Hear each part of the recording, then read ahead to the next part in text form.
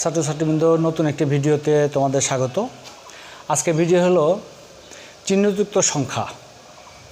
তার আগে আমাদের শিখতে হবে হলো যে বাইনারি কিভাবে নির্ণয় করতে হয়। আমি একটা সংখ্যা নিয়েছি 17 বাইনারি কিভাবে প্রকাশ করে, এটা আগের ভিডিওটা আমি দেখিয়েছি।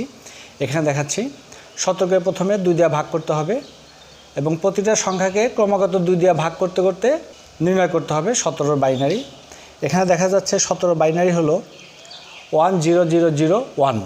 এখন এই 17 আমরা প্রকৃত মান গঠন করব 8 বিট রেজিস্টারে। শিক্ষার্থী লক্ষ্য করো, এখানে 17 প্রকৃত মান গঠন করেছি। আমরা জানি চিহ্নযুক্ত সংখ্যা ক্ষেত্রে 3টা বিষয় আছে, একটা প্রকৃত মান গঠন, আর একটা 1-এর পরিপূরক, আর একটা 2-এর পরিপূরক। এই বাইনারি মানের শুরুতে যে কয়টা জিরো দরকার সেই কয়টা জিরো দিতে হয়, তাহলে প্রকৃত মান গঠন হয়।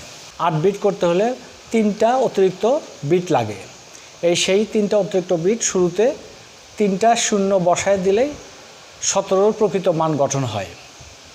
এরপর আমরা দেখব এর 1-এর পরিপূরক কত।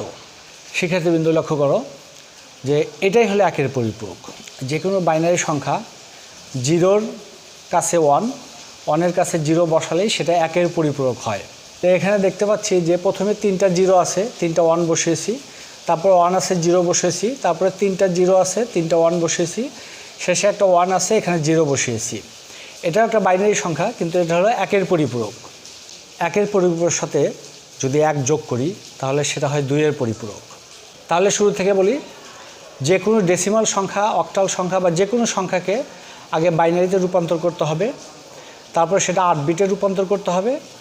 8 বিটে রূপান্তর করলেই সেটা হবে প্রকৃত মান গঠন, এবং সেই প্রকৃত মান গঠন উল্টালেই হবে 1-এর পরিপূরক, এবং 1-এর পরিপূরকের সাথে 1 যোগ করলেই হবে 2-এর পরিপূরক। এই 3টা বিষয় আমাদের ভালোভাবে প্র্যাকটিস করে শিখতে হবে।